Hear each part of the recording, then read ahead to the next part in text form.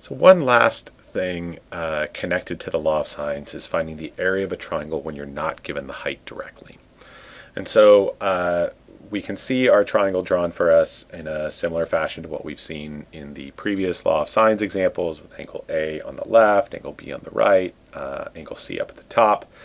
And we know that to find the area of a triangle, the general formula for that is 1/2 times the base times the height. Now if we're given length C, then we know what the base of our triangle is in the diagram that we're given here.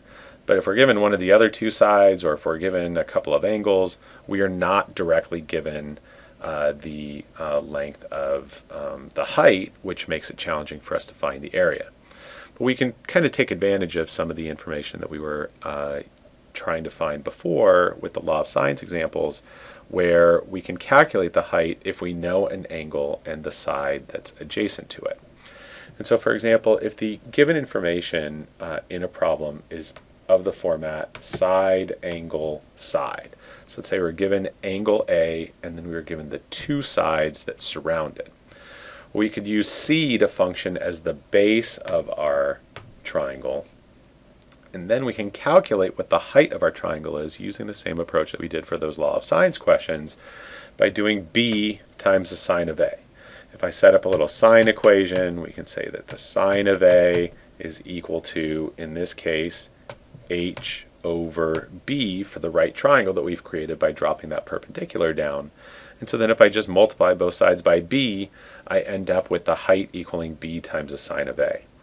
And so that means in any circumstance where I'm given two sides and the angle in between them, not like what we saw for the side-side angle example in our two triangle possible scenario, but if I have two sides and the angle that's in between those two sides, then we can just multiply the two sides, take the sine of the angle, multiply by 1/2, and that will always work out for us to give us the area of the triangle.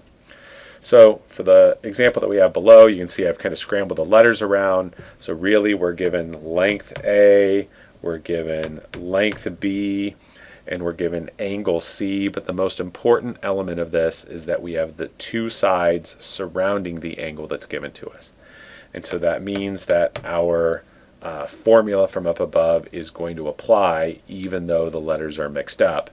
We're going to go 1/2 times the length of one side times the length of the other side times the sine of the angle that's in between them. That will work every single time for us. And so if we just enter that into our calculator, we're eventually going to get an answer of 41.4 and then units squared, since we don't know whether it's inches or whatever, but we know it's an area calculation. So we've got that squared unit.